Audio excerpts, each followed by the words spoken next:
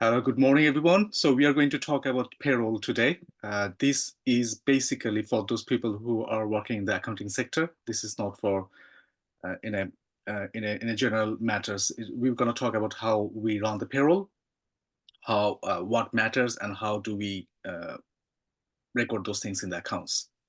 So our today's agenda will be introduction to the payroll, PAYE and NI, and what are the deduction is in the payroll, and how do we report that to the HMRC. And we will talk about like some practical examples as well. So introduction to payroll. So most of us, we know what is payroll is. Payroll is the process of paying employees. It can also refer to a list of paid employees. So from this list, we can see that how many employees are in that company and what are the rates, how they get paid. So payroll is essential in any business in which people are employed to work. A payroll is what a business uses to pay the correct amount of money to the right people. So such as the tax, what needs to be paid to the HMRC, and what is the net pay after deduction, all the things, how much they will pay to the employees as well. And also the date. So this payroll system that controls everything. So most of the time we use like automated software. Before the software, I saw some companies like probably 10 years ago. Some companies, they used to have that one in the book or Excel. They put that formula in there, and I tax everything. So to get the net amount, how they will pay to the employee, and what they need to pay to the HMRC. But nowadays, like most of us, we use software, so it is quite simple in that sense. Our probably like payroll software. If you talk about the software, I would not mention a name, but there's like some most of the software like there's limit, like how many employers you can like include, like 50 employers, 300 employers, and I'm talking about the accountants. And for the employers, you there's like different software as well, like which is very basic, like how many employees do you have, like 10 employees, 20 employees. If you need more, 50 employees, you need to pay probably extra. If there is like more complication, like CIS, SIS, like deduction, all this, like share basic scheme, all these things, so then probably you need to pay more for those software. And mm, as I know, like most of the software going like cloud based, so you can get that access whenever, wherever you need, and the payslip you can generate from anywhere. So now I will talk about the PY and national insurance. So what is PYE? By law, every employee has to pay tax and national insurance from their total gross pay. This amount can vary depending on the total amount an employee has earned and their circumstances. It is employer's responsibility, can be charged interest if paid late. So employers, they have to collect those money from the employee. So if any employee are in the payroll, if the employee work for any companies, that is not their responsibility to pay the taxes unless they are self-employed. So employers, they need to know what is the rate, they need to know what is the NI rate, and what deduction they need to make, and they need to pay to the HMRC on time. We'll talk about the time later, like week by which day. So PYE calculate based on your earnings and the relevant tax band you fall in, as well as any personal allowance you are entitled to. So personal allowance, we know, like it depends. It depends. I'm saying in a sense, like we know, like in general, 12,570, but it can be go up and down. It depends on what other income you're getting. So if you work for some other companies, or if you get dividend income, dividend payment, or investment income, investment payment, HMRC will adjust that tax code.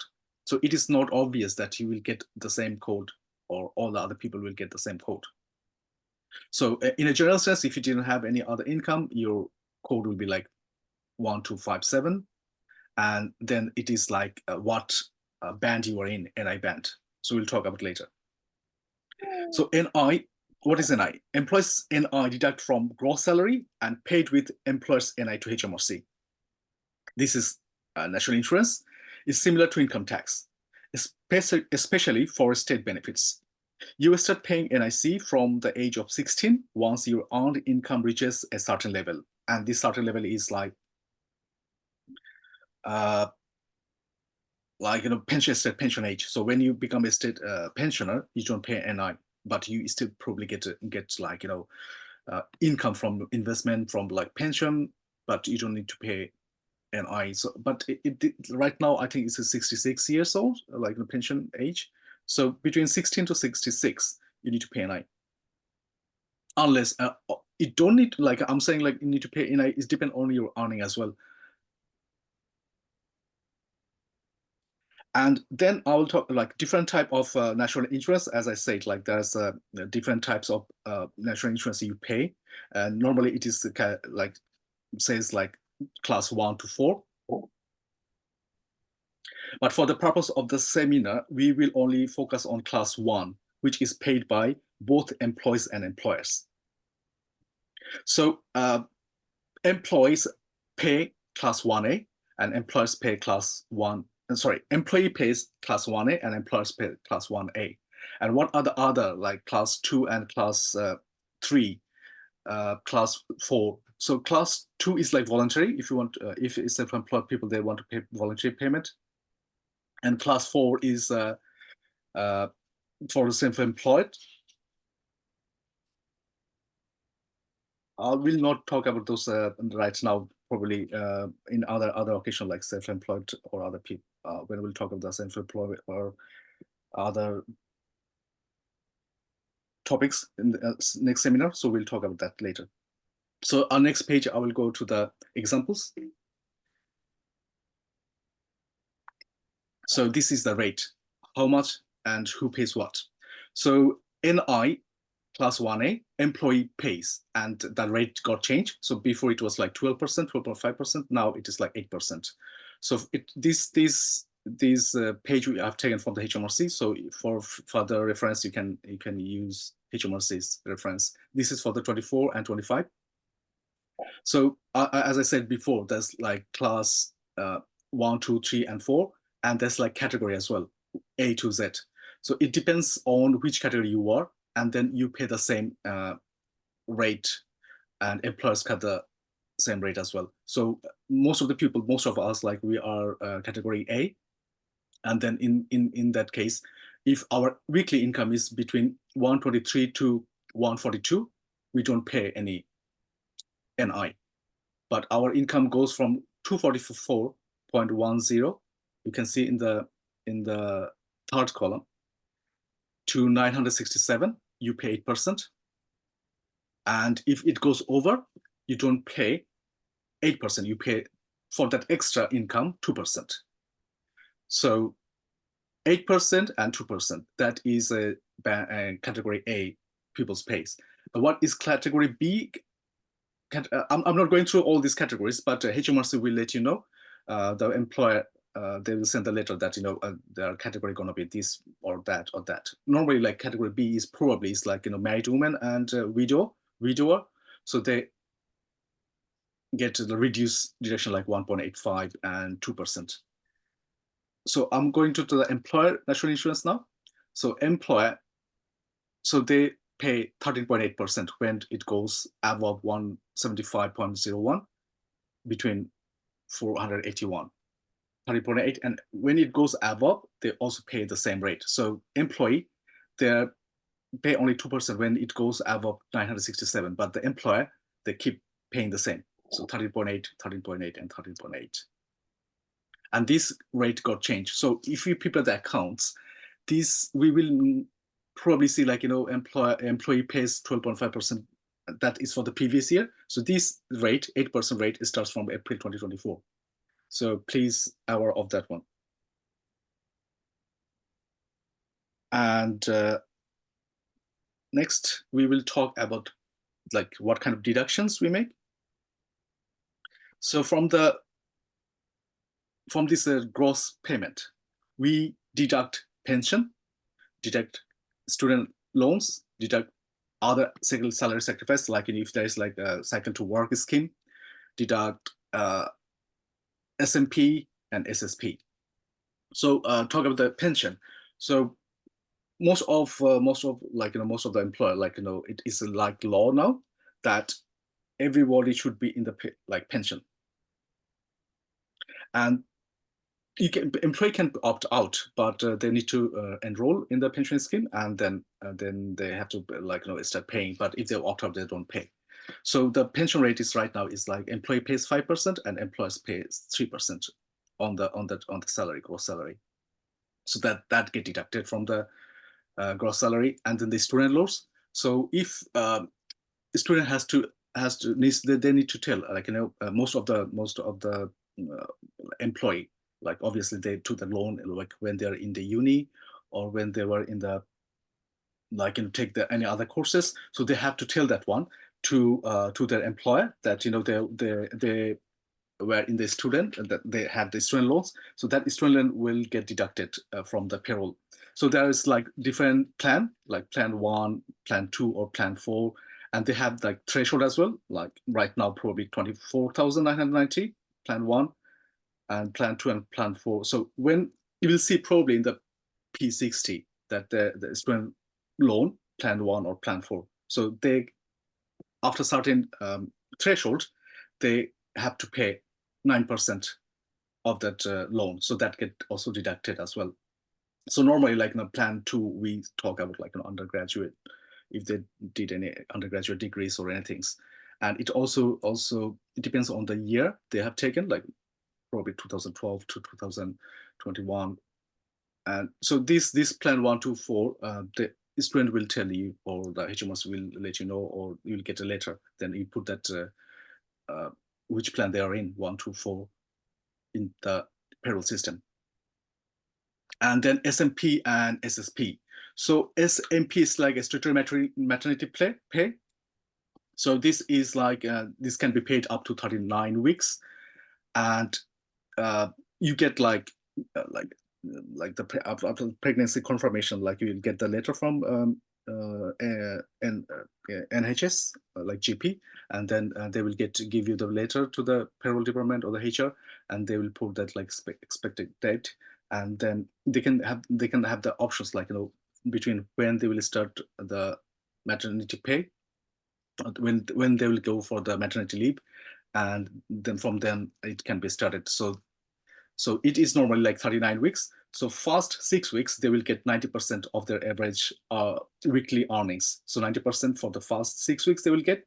And after that, it will get reduced. So either they will get paid £184 and 3 pence, or 90% of their average weekly earnings, whichever is lower, for the rest of the 33 weeks. So this need to be like, the software does all these things. So our software will update all the systems.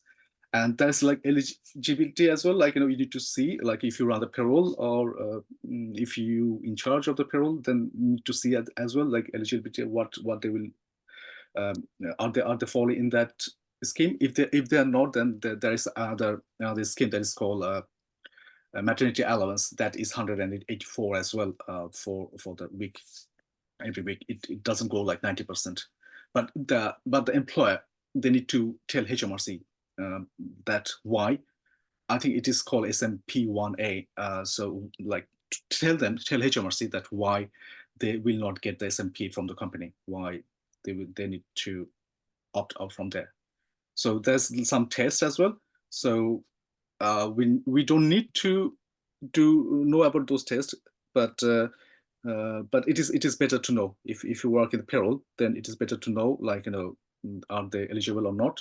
But normally it is like, somebody has to work for like 100 and certain weeks, like 26 weeks probably before the maternity leave, and they need to earn like 123 per week, more than that. So there's some other criteria as well. So please have a look in the HMRC website, like, for these things. And sick payment as well. So sick pay is like you get like, let me double check with One thing is like, you get like £116.75 per week, and employers pay normally up to like, eligible for the 28 weeks, up to 28 weeks. But if there's any other policy in the companies, most of the companies, they have the separate policy, then probably will get a percentage of your gross salary, not like in this statutory one, £116 per week. I will go in the next one.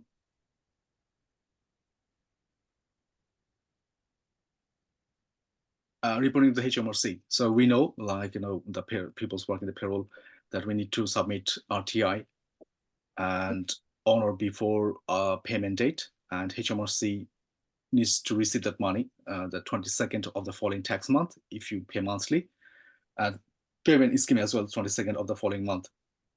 And real-time submission needs to be like on or before, it's not after. So if when you run the payroll scheme, if you say that you're going to pay on 31st or 30 or the end of the month or 15, whichever date you say, you need to pay, you need to submit RT on time. So most of the people, they like, submit before 1-2 days before to stay safe. And nowadays, like all the software, you can like, if you update that one, like in software will submit all the companies in one go, so you don't have to worry about that one. So we'll see these examples. This is for the 23-24 tax year. I've just taken that one randomly from accounts previous. So in here,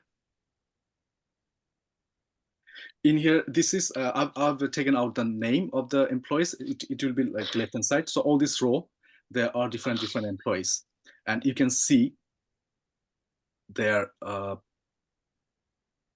like code AAM. This is like NI code, and I've taken out all this like tax code and the name and the employee number as well. So this is like gross income, taxable gross, and then total gross. Next row is tax. This is PAYE tax, like as we know, like income tax. And to talk about the income tax, this is like the threshold is like the people's, like just to like rewind ourselves, remember ourselves, like 12,570. This is the tax threshold, and below that one you don't pay any taxes. But if you go up to 50,270, it remains the same, 20%. But if you cross 50,270, 70 to 125,140, you pay 40% tax. So software does all these things, like the tax rate, because when you put your tax code you receive from HMRC, that says what is your threshold, and then the tax gets start deducted. EES NIC is like employees NIC. So right, this year it will be 8%, and after £995 it will be 2%. But this was like previous years, so that was like 12.5%. And employers NIC is 13.8%. Other deduction. So this other deduction, what it could be? It could be student loan. It could be like work to scheme, like cycle to work, and like if they have taken any loan from the companies, so that will be the other deduction. So net pay, this is the net pay they are going to get. 291 or 2916.36. I'm talking about the first employee. So this is the net pay. So the company will transfer this money from the bank, not that gross salaries. So after all this deduction, the net pay will be this one. SSP is a statutory sick pay. SMP is a statutory maternity pay, and if there's any student loan, that will be at the end. So SSP, if you go to the SSP one, 431.57, you will see the gross pay is 431.57. Because it was so low, that's why there was no income tax or NIC was deducted. But if the company policy was that they will pay full sick pay, this is a taxable income. So SMP, SSP, all these are taxable income. So if you get SSP and if it's below, probably this company, they didn't have that, they were paying the statutory one. So that's why there's no deduction. So that is their gross pay and that is the net pay. And SMP, there's no SMP, and student loan was deducted as well. So net pay is after deducting the student loan, 245,207.20. Now I will look at a pay slip. This is quite old, just to show you what is what. So from the left-hand side, I will go on the like clockwise. So payment, wages, bonus, commission. This will be in this box, but people have used like different payroll software, so their payroll is like could be different, but the basic will be the same. So at the beginning, that will be gross, like what they're going to pay, basic pay. There will be like bonuses, there will be like commissions, there will be like but that will be in the gross. And then you could have a payroll number, that the tax, like tax period, which tax period you were in. So this is tax week 12. Some people pay like weekly, some people get paid like monthly. So and tax period start from the April. April will be 1 if they go for monthly. May will be 2. So it like next year's March will be like 12, period 12. But they were running like weekly. So that's why it says like tax period weekly. So if you prepare the accounts, so you need to go for like which period you need that one. Have a look at that one. And deduction, this is the deduction section. What will get deducted? This tax code, we talked about the tax code. This guy's tax code is 4321A. So obviously he's not getting all his probably, because we are talking about the 2016 payroll. So we need to see like what threshold was the tax threshold was that. So I don't think like it was 4,000. So probably he had some other income. That's why HMRC has changed his tax code. And A is the NI code. So A now is 8%. So we need to check that one. If they are like B, C, or whatever, then software will update that one and that will get deducted. And then we can see the pension, and then your tax code is there, then expenses, then the pension get deducted from there, and the student loan also get deducted. And in the bottom, you can see workplace benefits. So if you get any benefit, and if like for example, like gym, like other, they give you like free meal, or if they don't give you free meal, whatever, like workplace benefit, if it is not taxable expense, like tax allowable expenses, then they will deduct that one from your payroll, or you need to declare that one in your P11D if it is not get deducted from the payslip. And at the bottom, they're saying like, and that is your NIC number. So that at the end, that is your code, NI code. So we now know like what is the payroll summary looks like, what a payroll pay slip look like. This is the context of the things we have talked now. So at the beginning, it's like calculate gross employees pay. And that is what you owe an employee for the pay period based on the terms of their conduct. And then pre-tax deduction. So employers must also make separate national insurance and pension payments.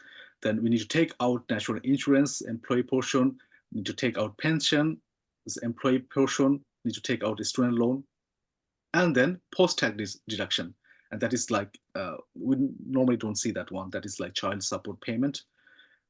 Is new, so probably we haven't seen that one. And right hand side, you can see the tax, our PAYE employee income tax, and tax on benefits if applicable. And then after all this deduction, after all this adjustment, we do net pay, and your employee gets to keep that rate. So that is the summary of the payroll and like payroll summary, tax, all these things. Now we'll talk about the example of payroll reconciliation. This is for the accounts preparation. So this is the workings in a accounting schedule, account schedule, like PY schedule. So this was done in Excel. So most of the company, they still do that in Excel, and then they attach that schedule with the whichever software they use, CCH or like Caseware. But they need to prepare that one to reconcile. And if you are in the audit, we also do that one, because this is very risky areas. So in there, what is there? So this company, they do their accounts year end is like 31st of, I can't see that one, 31st of March 2022. But in here, probably that date is wrong because we prepared that one up to December. So we guess like this company's accounting period end in December. So like January, February, March to December, the first row month, and then tax month, as I said, like that is the tax month, and then the reference.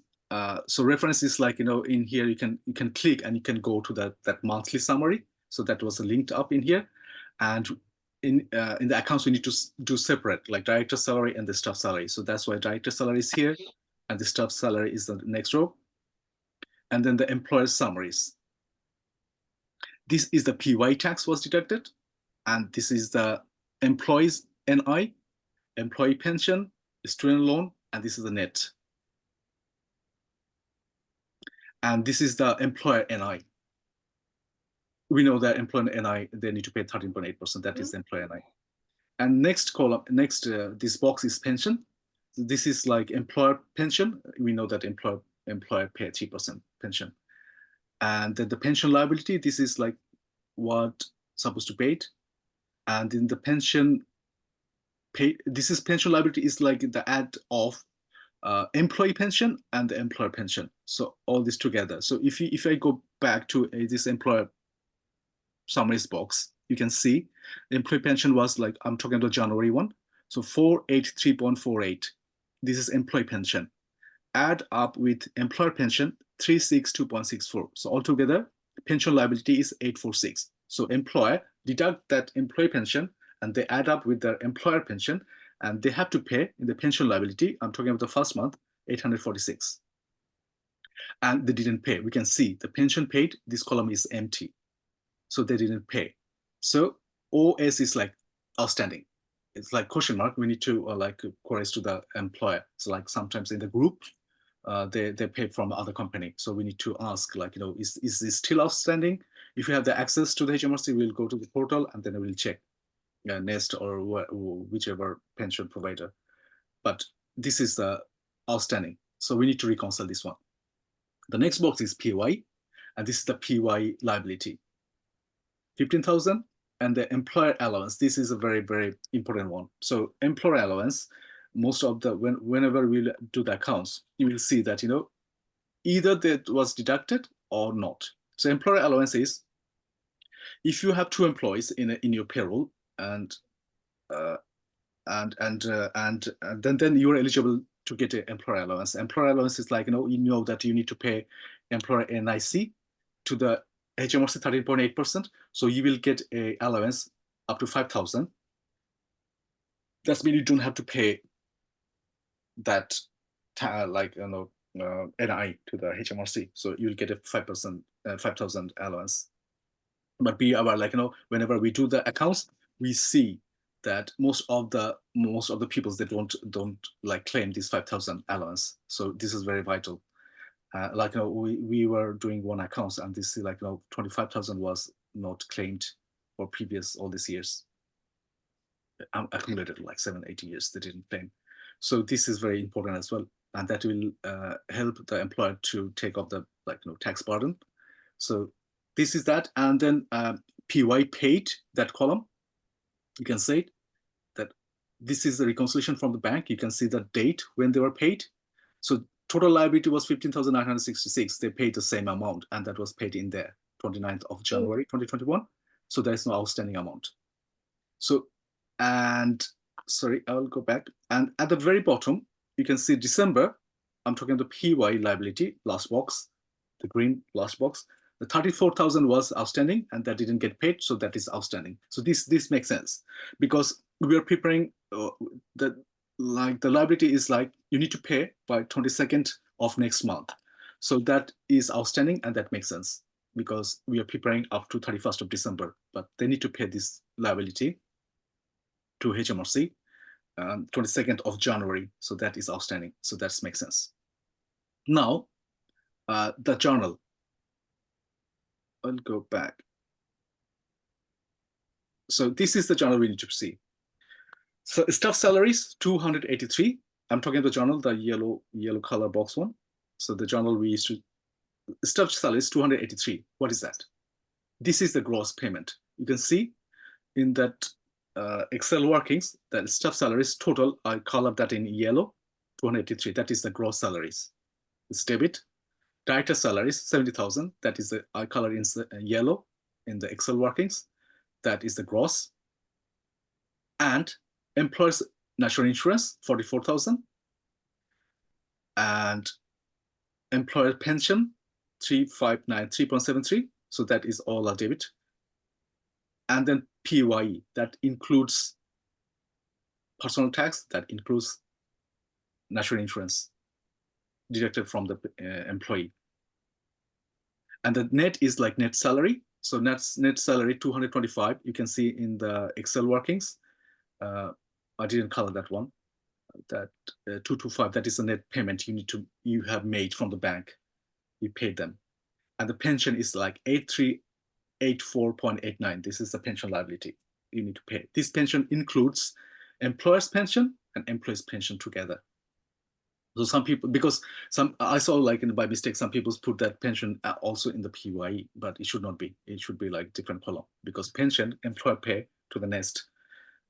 So in separately, so PAYE only will be like tax and NI, and pension will be like employer and employee pension.